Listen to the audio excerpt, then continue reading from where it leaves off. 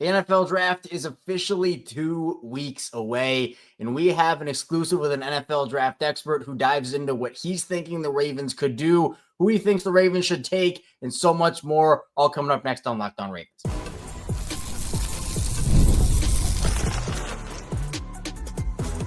You are Locked On Ravens, your daily Baltimore Ravens podcast. Part of the Locked On Podcast Network, your team every day. Welcome into another edition of Locked On Ravens, your daily Baltimore Ravens podcast. I'm your host, Kevin Oestreicher of Ravens Wire, here with you on the Locked On Podcast Network, your team every day. As always, thank you so much for being here today, making Locked On Ravens a part of your day, your first listen each and every single day. We're free and available on all podcasting platforms. So in video form on YouTube, you can like and subscribe to the channel. In audio form, you can follow along and subscribe wherever you get your podcast. It's the same show, both audio and video, so you're not missing out on any content there. We're a 5-day-a-week Ravens podcast. So Monday through Friday, we have your daily Ravens coverage every single weekday. Then we have bonus episodes on the weekends when the headlines permit. We also go live after every single Ravens game, after every single piece of Ravens big news. Today's episode of Locked On Ravens is brought to you by Gametime. Download the Gametime app, create an account, use code LOCKEDONNFL for $20 off your first purchase. NFL draft officially 2 weeks away. I can't believe we're here.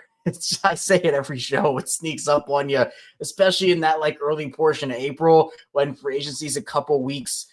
It's already happened and you're already settling down from that. And the draft's just like, hey, I'm coming. I'm here right now. And so the draft, we're going to be talking about a lot of draft headlines. And I had the pleasure of welcoming Nick Baumgardner of The Athletics. He's a senior writer over at The Athletic. He's an NFL draft analyst over there as well. He knows his stuff. And in an exclusive interview with him, we're going to dive into so much coming from the Ravens perspective. We're going to dive into the Ravens and who they could potentially take. Could they trade up? Could they trade back? Could they stay pat at 27? Nick is he's someone who's well respected in the industry. I'm super pumped to have him on. So without any further ado, let's get into our exclusive interview with Nick Baumgardner. Joining me now from The Athletic, it is Nick Baumgardner, a senior writer and NFL draft analyst. Nick, super pumped to have you here. The draft, obviously, we were talking before we recorded, it sneaks up on you right around this time. We're 2 weeks out from the draft. I know that there's a lot of intriguing prospects in this one, especially in that top 10 where after Cam Ward, you don't know who's going to go where. There have been some rumblings, but how has this draft season been for you in particular? Yeah, it's been really interesting. Somebody put it to me this way, in October, a long time ago, that this class was going to be annoying, more than anything else, because it was going to be really hard to stack because there's a lot of uncertainty about, who will agree with what. There's not a lot of premium, no doubt about it, talent. I feel like there's probably fewer consensus first round grades this year than we've seen in several of the past years. But it's a weird class because there is a lot of ability here. There's a lot of raw ability, some guys that are, moved around a little bit in college. The transfer portal, I think, has impacted some of that too. So there's nice players in here, but a lot of guys that need some time. And so it's a lot about projection a little bit. So it'll be very interesting. I don't think that anybody really knows exactly how it's going to go. And that includes the top three and all the way down. Yeah, it's super intriguing. And I think that when you talk about this class, maybe compared to the past 2 years, Nick, how would you evaluate it based off of that? Because we've seen deep quarterback classes, we've seen deep wide receiver classes. Where do you think this draft strength lies? Yeah, the weird part about it is the best positions at this in this class, apart from defensive tackle, which is pretty high on the value chart there. This is the anti-positional value draft, right? Because running back is so good, tight end is very good. There's a lot of good linebackers again as well, some good safeties, positions that people normally don't want to draft. You also have the defensive tackle class, which is one of the best we've seen in quite a while. And that's probably where the strength lies, more or less. I think the two areas that I think, or I guess three, that really have caused some concern for folks is it's not a good tackle class offensively. It's really not a good offensive line class. It's not very deep there. Not the best receiver class that we've seen. There are some guys in there, but it's, compared to the last couple that we've seen and compared to some that we will see in coming years, it's not close. And the quarterback class is just, that's the weird one to me because there are solid players with talent in here. Cam Ward's a really talented player. Shedeur Sanders, really talented. Jackson Dart, Tyler Shuck. But none of those guys, including Cam Ward, are what we would consider a no-doubter. Last year, you had three of them, that we knew were going to be really good. Guys that you could put into a really bad situation on a bad roster, and they would make a difference. I'm not sure if we can say that with full confidence about anybody in this class. Maybe Cam Ward, but also maybe not. The defensive line class, the Ravens had a situation a couple years ago where they got Travis Jones in the third round. And, you had some people taking him, mocking him early or late first, early second round. There are a lot of those defensive line prospects in this class where it feels like a guy that could go in the third round. You're thinking, oh, this guy in another class would have gone Absolutely. like top 35. And there are so many of those prospects, especially because I think a lot of them had such good combines and pro days that they have increased their draft stock dramatically. I want to put a pin in that and come back to it because defensive line is a need for the Ravens, but just the Ravens in general, Nick, I know they had a disappointing end to their season against Buffalo in the divisional round. They didn't really lose a ton in free agency. They brought back Ronnie Stanley. What's your overall view of Baltimore right now and just where they stand? I think Baltimore is super healthy, as an organization overall. They're always, almost every year, they're one of my favorite, teams to watch in the draft because they don't overcomplicate things. They almost always just take the best player that's there. I always talk about that Kyle Hamilton pick. I loved that pick at the time. There were people that hated it. They were like, what are you doing? And that's worked out, fantastic. They do such a good job of taking the best player and then finding a way to fit that guy into whatever it is they're doing or tweaking something that they're doing. You can go all the way back to Lamar, you know what I mean? With that, I mean, it's been that way for a long, long time in Baltimore. And I think because of that, they're able to weather storms.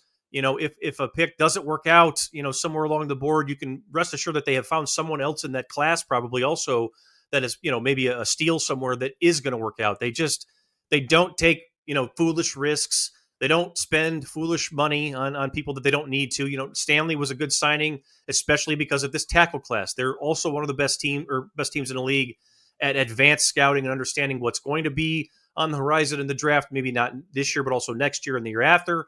And then, making their decisions based on that. Nothing is knee jerk with them. I always love how they do things. Like I'm here in Michigan and I've watched, the Lions sort of resurge themselves, or at least for the first time ever, I guess, get themselves to a good spot. And I really feel like they've kind of done a lot of what the Ravens have done over the years. They've just taken the best player available, trusted their board, coached them up, hired good coaches. And, that's why we talk about the Ravens every year as a team that have needs, but there's never any desperate, like, oh my God, they have to do this, and that's exactly where you want to be, in my opinion.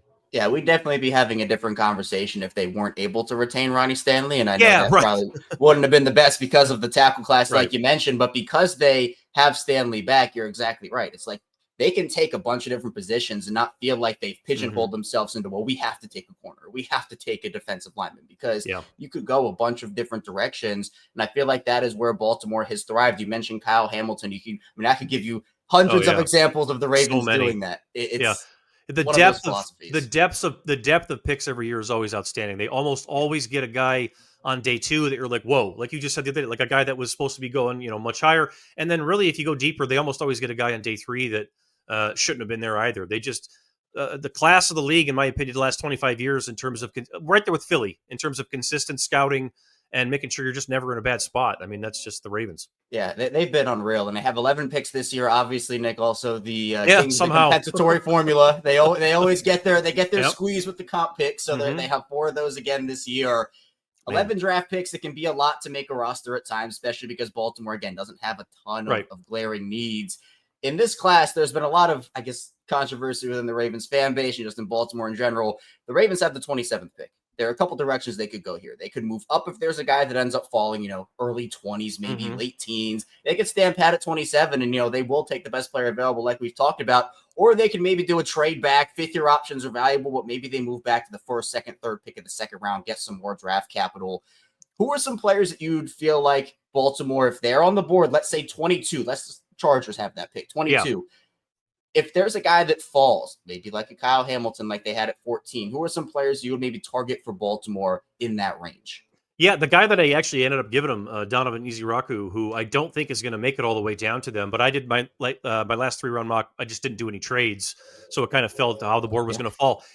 I think he'll go higher than that, but he's a guy that if he's there at like 22, even 20, you know what I mean, something like that with 11 picks, like he's a guy that I really feel like would fit a lot of what they do based on, number one, it's a position of need. And number two, he's a mature guy who's polished. He's one of the more polished edges in this class. He's not, the most athletic or the most this or that, but I really feel like he's maybe the most polished in terms of, rush moves, arsenal, the whole thing. Very smart player, really tough.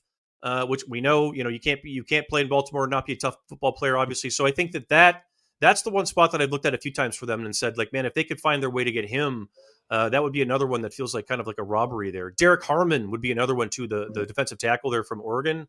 Like I really like him. I think he's a top 15 player in this class, but it's like, again, like people have different opinions. And if he starts to slide, that's where teams at the bottom of that first round can always kind of eat. And, Philly does that a lot. Baltimore's done that before. We've seen Detroit do it too in recent years, Kansas City. So I feel like they're in really good position again, to do something like that, especially if guys start sliding. And I think that they, there's a good chance that they will. There's a lot of edges in this class that could, dip down a little bit. And with that trend, is that where you feel like Baltimore's biggest need is? Is it on the edge for you? You have Calvin Noy, you have Adafe Owe, but they took a chance on David Ojabo. Hasn't worked out so far coming off of his injury at Michigan. You have Adisa Isaac, who's kind of an unknown out of Penn State. Right. And then Tavius Robinson was a really good run defender for them last season. But the question is, how much juice does he have as a pass rusher? You look in the AFC North, Nick. Steelers have TJ Watt. The Browns have Myles Garrett. The Bengals, for now at least, have Trey Hendrickson. The Ravens are the only team that don't have that guy. Is there that guy? I know a lot of people in Baltimore, they're like, oh, James Pierce. Could James Pierce be an option? Although there's the off-field stuff where it's like, okay, does the team want to take a risk on that? Well, I mean, like that all depends on how comfortable you are with what you heard back from Tennessee. I mean, I think James Pierce can work on a team like Baltimore because Baltimore's a mature team. They're a mature roster. And sometimes when you get a guy who's rough around the edges in the way that we've heard about Pierce, and a lot of it has just been coaches having a hard time getting him to be consistent every day and showing up at practice ready to go every day. Being a young guy, sometimes some of that can just be a young guy that's maybe aloof or whatever. And if you put him in a room with a bunch of pros, sometimes that stuff will clear itself up. So, I mean, he could be, the type of player that fits for Baltimore. And that could be one of those things we were talking about, what a steal that would be, something like that. But like, again, I feel like there are safer guys that if they slide down there, and I do think that is probably the top spot on their board in terms of, areas of need, like you mentioned, like Ojabo kind of hurts. He's sticking out right now, not getting anything there at that round 2 pick. It's not like they're desperate for anybody there, but at the same time, like when you go forward and you look at the health of other positions, that one is probably the one that maybe needs the most, especially given that we just talked about the tackle class isn't as good as you would have liked. The other guy that I keep going back to a lot with Baltimore is Malachi Starks, the safety from Georgia. We just talked about Kyle Hamilton. Starks is an outstanding football player. Probably not as good as people maybe had thought when the year started. I think some people even had him like top 5 when the year started, top 10. But he is truly one of these safeties, like a Brian Branch type guy that I think teams will regret if they pass on him for very long. And if you put him in a secondary with Hamilton and Wiggins, I mean, my goodness, I mean, that would be just off the charts good. So I like the idea of Baltimore maybe helping out a need at edge, but also I like the idea of them making an already good group even better, which they've done that before too. Yeah, they love dipping into strengths and making them even stronger. Exactly. And that's, again, one of the reasons why they've been able to stay so consistent as a franchise. I even point back to Marlon Humphrey back in 2017 when they didn't need a corner. They had Jimmy Smith. Brandon Carr was there. They didn't need to spend that capital, but Brandon Carr was kind of on his last legs at that point. You just transition Marlon in, and now he has been one of the more consistent corners in the league. But safety is so intriguing to me, Nick, for the exact reason that you talked about. Malachi Starks, I love Malachi Starks. Obviously, Nicky Manwari's been the guy, though, that has obviously ascended his stock and he had one of the best combines we've ever seen for a player at his size. I think a lot of people are torn between who's the best safety in this class. Is it now Nicky Manwari? Is it Malachi Starks? Could the Ravens be in on one of those guys? You talked about Malachi Starks. I think a lot of people are looking at Nicky Manwari and saying, man, the size there, the athleticism. Because the thing with Kyle Hamilton was, well, the 40 time wasn't good. Some of the drills weren't good. That's why he slid. Could you see a fit with Manwari in Baltimore with Hamilton, or are you all in on Starks at that point if it is a safety? Yeah, I don't know if he's going to make it there. I don't know if that was my only thing. I don't know if Manwari is going to make it all the way down there. There's actually a couple teams there in the teens that could use a safety. I think Miami even would be one really high that could actually do it, just because, like you said, I mean, his testing was off the charts. And when you turn the tape on, he is just a walking big play. I mean, he will float and he'll go out and do some things that maybe will get him into some trouble at times, but he made so many big plays in such a short amount of time. The one thing there would be, I mean, like it almost feels like overkill. I hate to say that because they're like the same size and everything else. But like if he were there and Starks were there, I'd probably lean towards Manwari. But at the same time, I do think it's important to note that like it's not that big of a gap between him and Starks, because Starks has some of the most elite ball skills that you'll see. He can play in the slot. He's tough. He'll come up and hit. Like I mentioned, the Brian Branch comp, like that's truly what it feels like to me. Maybe even a more athletic version of that, and a guy that, just like Kyle Hamilton did, can come into a room and immediately, I feel like, make a team better. Eamon might be, one, maybe it takes a little longer, for him, as it hasn't been, he hasn't been that good for that long, whereas Starks has been a really, really good player there at Georgia for basically his entire career. It's so awesome to me too, because it's not only those two, but again, if the Ravens have that trade back scenario, I think Xavier Watts is someone who a lot of people pin in there. And obviously Notre Dame with Hamilton and Watts, that could be an option for them if they move back to 35, 36, wherever. I know that there are probably going to be some interested teams, maybe even in the late first round to early second, that could talk about Watts there. Still a lot more coming your way on Locked On Ravens. Coming up, we'll continue the draft conversation surrounding the Ravens. Stay tuned. A lot coming your way next. First, this show is brought to you by Gametime. There's nothing like the energy of a live game, whether it's catching a last-minute MLB showdown or soaking in the excitement of an NBA matchup, but finding great seats at a great price, that used to be a challenge until I found Gametime. Gametime makes scoring last-minute tickets easier than ever. Prices actually drop as the event gets closer. With their all-in pricing, too, you can see the cost up front, that total. There's no surprise at checkout either. And here's why I love using Gametime. They have last-minute deals. You can save up to 60% off buying last-minute tickets for sports, concerts, comedy, theater, and so much more. You can also grab last-minute seats for the Orioles. The Orioles have an upcoming homestand. Hopefully they can get back on track. And you can save big with their zone deals as well. So you can take the guesswork out of buying tickets with Gametime. Download the Gametime app, create an account, use code LOCKEDONNFL for $20 off your first purchase. Terms apply. Again, that's code LOCKEDON NFL for $20 off. Download Gametime today. Last-minute tickets, lowest price guaranteed. Download Gametime today. Last-minute tickets, lowest price guaranteed. Back here on Locked On Ravens, Kevin Oestreicher still here with you. We're going to dive back into our conversation with Nick Baumgardner of The Athletic, talking all things Ravens draft. Let's get back into it. I think the secondary conversation is intriguing to me as well, moving away from safety to cornerback. The Ravens aren't afraid to take the same position in multiple back-to-back years in the first round, or just, a year apart. For example, they took Rashod Bateman back in 2021, Zay Flowers in 2023. They are not scared to do it. Nate Wiggins was their pick last year. It worked out great for them, but corner is still somewhat of a need. I mentioned Marlon Humphrey. We don't know the future. He did a max restructure this offseason, but the long-term future of Marlon, it's unknown right now in Baltimore. You hope Nate Wiggins can be the guy for the next handful of seasons. This corner class is interesting because, the Ravens aren't going to be in Will Johnson territory. Like, they're not going to be, obviously, Travis Hunter's going to be way gone before. I mean, that's a top five player we're talking about. And to me, it's like, well, you have a couple of other intriguing options, but then injuries play a part in that. What's your take on the corner class? And is there a first-round corner that would be worthy of Baltimore taking in that 27-ish range? Yeah, it's really interesting because, you mentioned Will Johnson, and he's another guy that I would add on that list of if he starts to slide, and I think he could. He's a top 15 talent in this class, but he did not run at all. He didn't test at all. He barely played last year. There's a lot of teams out there and scouts that have been like, a little bit iffy on him. Nobody knows him better, I would think, than Harbaugh, John Harbaugh, after, Jim was the one who recruited him there. So if he starts to slide, if he somehow gets, to 20 or something like that, he would be one that I would say, hey, you're in position to go, spend some capital and go do that. That would be one to watch. The other one, too, that has a really wide range would be Jahdae Barron from Texas, who, I've seen some people talk about him as a top 15 player. I'm not sure if I would go all the way there, but I definitely think he's somewhere in the top 20. But also I've seen some people, like I think Dane Rugler here at The Athletic has him at 30. So some others have him down towards the bottom of the first round, even into the second, because I think a lot of teams are sort of like, can he hold up outside? Where does he fit? Is he more of a safety? I don't know.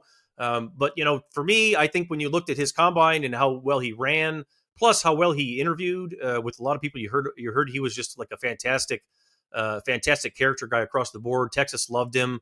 Could come out last year and decided to come back because he wanted to help the program, all that good stuff. So he feels like a Raven to me. I've thought that for quite a while. Starks too, but also Jahdae Barron feels like a Raven, a guy that's just a really tough, smart football player who everybody has questions about, like, well, can you do this, that, and the other? It's like, well, at the end of the day, he can probably do all of it, really, and be okay with it. So that would be another one that if he slides down there and is sitting there at 27 or whatever it is, then, hey, I mean, he's the best player on your board. Just go ahead and do it.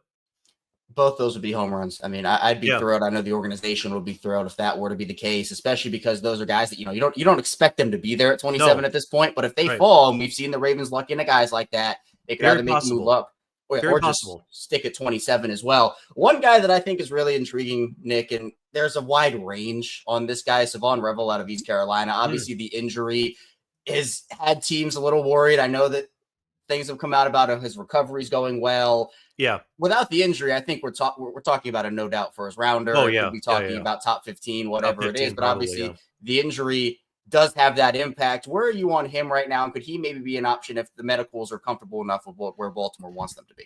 Oh, yeah. I mean, if the medical's clear on him, then he's absolutely a guy there at the bottom of the 20 or at the bottom of the 20s there that I think would even be, like we said, I mean, he's a top 15 player if he doesn't get hurt this year. That was a real bummer. That was one of the biggest, you never want to see anybody get hurt, but that was one of the biggest bummers of the year because he even had, I think he played 2 games and was pretty good in those 2. I mean, he made plays in the first 2 games, but if you watch him on tape, he reminds a lot of Tariq Woolen, the kid from that went to Seattle there late a couple years ago. That's so long and can really run and can just do a lot of, same kind of thing with Emanwari, just a walking big play. If you put on his tape prior to the injury, it was just big play, one thing after another, super high ceiling. If the medicals, of course, clear out, if they don't, if it's still something where it's we'll see, and he starts to slide into that second round or something like that, that's another one where I'd be like, if I'm Baltimore, I wouldn't be afraid to do it because there's another guy that, I like the guys who,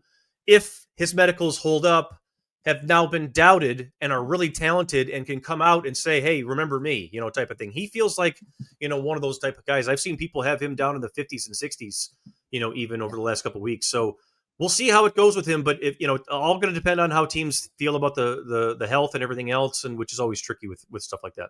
Yeah, it's such a wild card at that point, especially Yeah. when a guy's coming off of it. I know that another guy the Ravens had in for a visit, Josh Simmons, and I want to talk about the offensive line in a second too. That's a guy that, the wild card of, if he didn't get injured, where would he go? Versus now with the injury, it's just going to depend on the comfortability with the teams. But you mentioned your mock draft that you put out a couple days ago. Obviously, edge in the first round. You stuck on the defensive line in the second with Omar Norman-Lott out of Tennessee, and then you went secondary in the third with Jacob Parrish for Baltimore. Those 2 picks there. We talked about the D-line class earlier, how deep it is, and guys improving their stock. There are going to be a lot of these day 1, day 2 guys that could have gone even earlier in other classes. What stood out to you about Omar Norman-Lott? And then for Jacob Parrish, I mean, just sticking with the corner conversation, in the third round, what'd you like about him?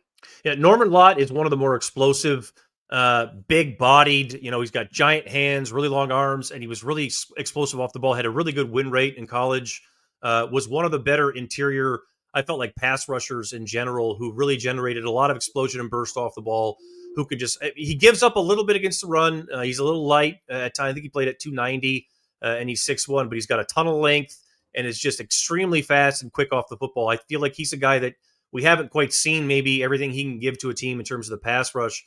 And then who else did we mention there? Was it Parrish? Jacob Parrish, yeah. Yeah, at corner at the bottom. And that's another guy who's a scrapper, another guy who I felt like kind of fit what the Ravens are about. A guy who runs really well. Obviously, he was a 4.35 guy, not real big, has better length than his size would probably imagine there, I guess, whatever. But he's one of those guys who was just super competitive, always around the football, really explosive. And I feel like, a seasoned corner who, when I'm looking at who would fit with a team like Baltimore, it's got to be somebody who can come in and compete for time immediately. And I feel like he kind of fits in that, in that mold. Another guy would be like Max Harrison, the kid from Kentucky, if he were to fall down in there too. I like those guys a little bit more in times than I do the Darian Porters from Iowa State, who's all tools, but we don't know yet. Parrish is one of those guys who's put it on film and, has made it work despite, his size.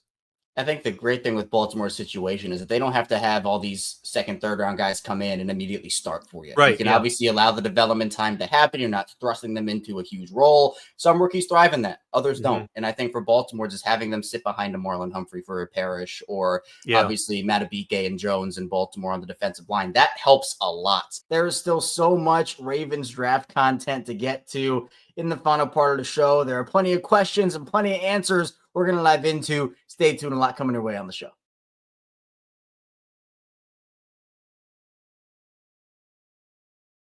We are back, Locked On Ravens. Kevin Oestreicher still talking with you here, still talking with Nick Baumgardner of The Athletic. Still one more segment to go with that interview. A lot coming your way. Let's get back to it. We've talked a lot of defense because that's where a lot of the Ravens' needs, or at least the needs that they have, are. Offensively, they're not going quarterback. Running back is a deep class in general, but, the Ravens have 4 already on their roster. I could see maybe a late round guy, but then you probably have to move off of Rasheen Ali.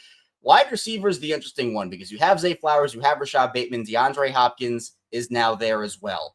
Again, the Ravens aren't afraid to take guys, best player available, whoever's there. I know there have been a couple wide receivers who are slated to go maybe late first round. Obviously, there are a couple that are going to go a lot higher than that. But do you feel like that's a good use of an asset for the Ravens to take a wide receiver in this class, or would you just stick defense?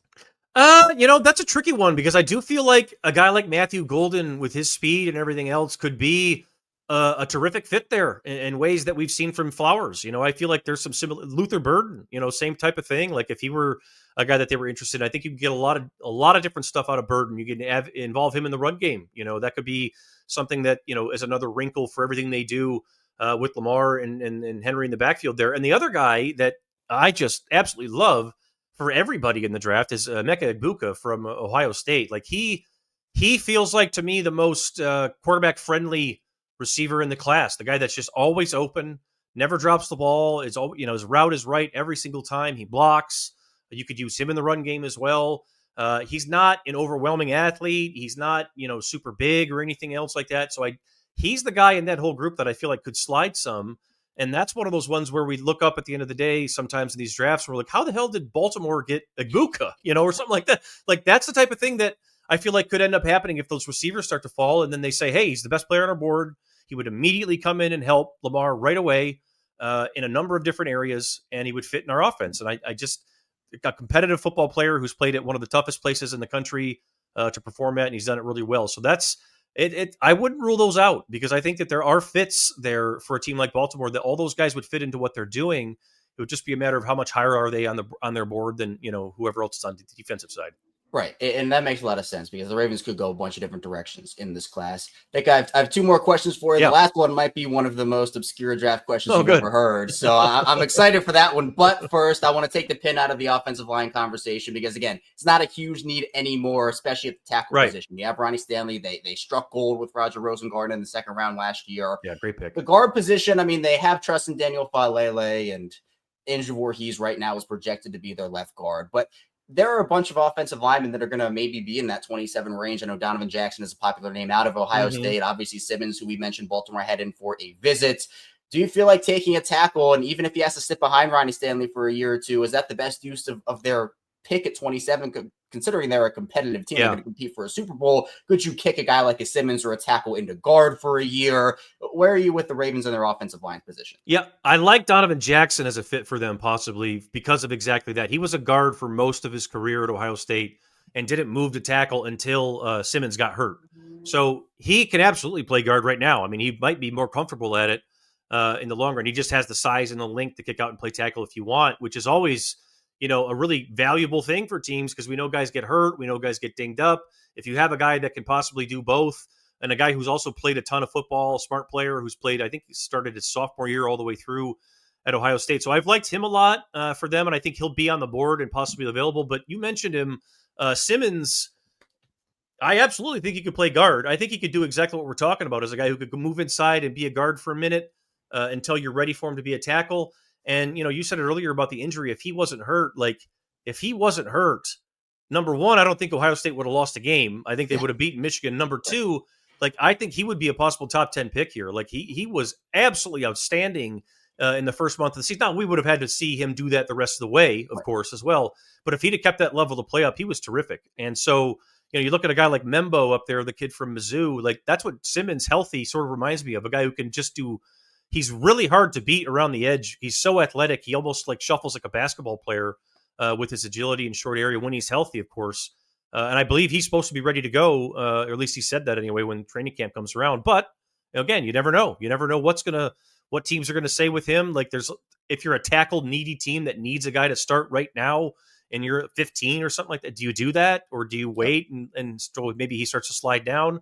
So he's another one he would be a really, really good fit there too, I feel like, because he's been around a lot of good football players his entire career, obviously, played at a high level, and I do think he could move inside and handle guard if you needed him to, or just like sit here and wait and see what happens with Ronnie, you know what I mean? So I think that wouldn't be the worst thing either. No, I wouldn't be shocked at all if they went offensive line. I know it might not be the most popular pick for them because of the defense, but I still think it's an option. Good value, for them. possibly. 100%. Now, the obscure draft question. Nice. I don't know if you have a scouting report on the kicker position. The Ravens are facing some uncertainty there. Okay, yeah. Because they look, definitely are. All field stuff aside with Justin Tucker on the field for the first 3/4 of the year, he was just not Justin Tucker. Right. And this feels like it's a big deal in Baltimore. It's the first year in a long time where you feel like, what is this actually going to look like? Because they really have only had a handful of kickers in their franchise history. You know, Matt Stover starting that all off. Billy Cundiff was good until, he had the unfortunate Patriots moment. Then it's been Tucker ever since 2012. And John Harbaugh's talked about drafting a kicker. Eric DeCosta's talked about drafting a kicker. There have been rumblings they're going to draft a kicker. How is this kicker class to you? And is there anybody you like in it? So this kicker class is not the best one I think we've seen. There's been years where there's guys that legitimately, we saw Jake Moody go however high he went a couple years ago. I don't think there's going to be anything like that. But you've got two guys that are older.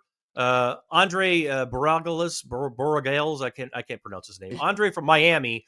He was a 6-year kid. And I think he's our top-ranked kicker at the Athletic. I think Dave Brugler gave him a 6th-round grade. And then Ryan Fitzgerald, who I think was also an older player as well, gave him a 6th or 7th-round grade there from Florida State. So those two guys on day 3, might be worth it. And I think those are the two pretty clearly the top 2 kickers on the board. And if you've got 11 picks and all these comp picks, like that could be that could be the move. I mean, you find kickers in creative ways. We saw Detroit do the UFL route there with Jake Bates, and that worked out.